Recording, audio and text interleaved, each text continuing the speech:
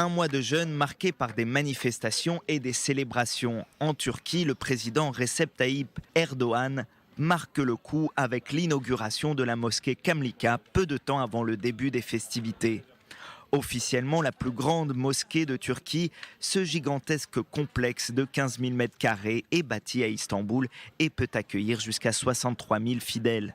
En Israël, tentes et parapluies ont été installés dans la cour de la mosquée du Dôme du Rocher à Jérusalem et autour du mont du Temple pour protéger du soleil les musulmans qui observent le jeûne. Pilier de l'islam, le ramadan commence par l'arrivée d'une nouvelle lune. Au Pakistan, des mouftis observent avec attention le satellite pour fixer la date du commencement des festivités. La décision a été prise avec la coopération mutuelle et le conseil de tous les experts de ne pas voir la lune du ramadan aujourd'hui. Le premier jour du ramadan 1440, Hijri, tombera le 7 mai.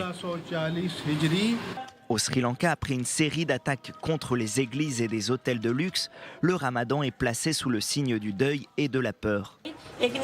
Nous sommes tristes des morts qui se sont produites. Et pour exprimer notre tristesse, nous allons être plus fidèles à la tradition en célébrant le ramadan cette année. Nous poursuivrons notre jeûne comme d'habitude, mais nous n'allons pas avoir une grande fête. Le calendrier n'a pas non plus de réel impact sur les mouvements de protestation, comme en Algérie où la population appelle à un renouvellement total des personnalités politiques. Ils pensent que nous allons être découragés et que nous arrêterons le mouvement. Nous serons là pendant le ramadan. Nous serons là pour la fête de l'Aïd et celle du sacrifice du mouton. Nous ne nous arrêterons pas.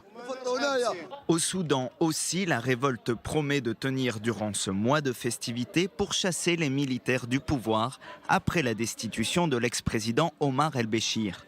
À Khartoum, des manifestants protestent devant le quartier général de l'armée, malgré la période de jeûne, et beaucoup d'entre eux se préparent à continuer le sit-in.